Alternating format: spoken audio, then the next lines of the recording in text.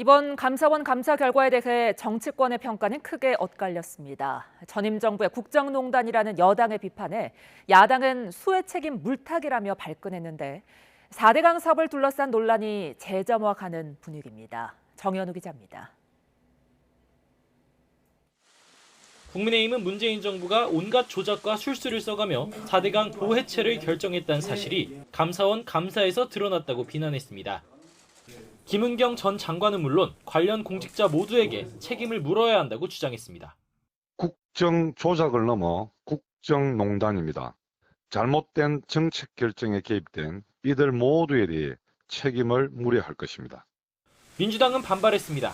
감사원이 기다렸다는 듯 4대강 보해체 결정이 비과학적이고 비합리적이라는 감사 결과를 내놨다며 정치적 의도를 의심했습니다. 폭우 피해의 책임을 전임 정부로 돌리려는 여권의 입맛에 맞춰 결론을 내렸던 겁니다.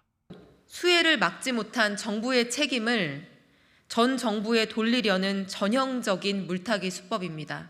책임을 떠넘길 구실이 생겼다며 안도하는 4대강 사업을 둘러싼 여야 간 공방의 불씨는 수해 원인과 재발 방지 대책을 둘러싼 논란으로 번졌습니다. 국민의힘은 정비가 덜 된 지류와 지천에서 홍수 피해가 컸던 만큼 포스트 4대강 사업의 필요성을 거듭 강조했습니다. 국민 안전과 직결된 재해 예방 사업에 대해서는 환경 영향평가를 면제하여 4대강 사업 이후 방치당해왔던 지류 지천 정비 사업도 본격적으로 다시 문재인 정부에서 환경부로 이관된 치수 업무를 국토부로 다시 맡기는 방안도 추진하기로 했는데 야당의 생각은 다릅니다. 여권이 들고 나온 지류지천 정비는 이명박 정부가 4대강 사업을 진행할 당시 오히려 민주당이 먼저 주장했던 거라고 반박했습니다.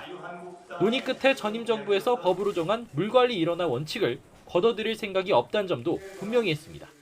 전신인 자유한국당의 대선 공약이었던 물관리 일원화를 끄집어낸 것도 전 정부를 탓하려는 저의로 보입니다.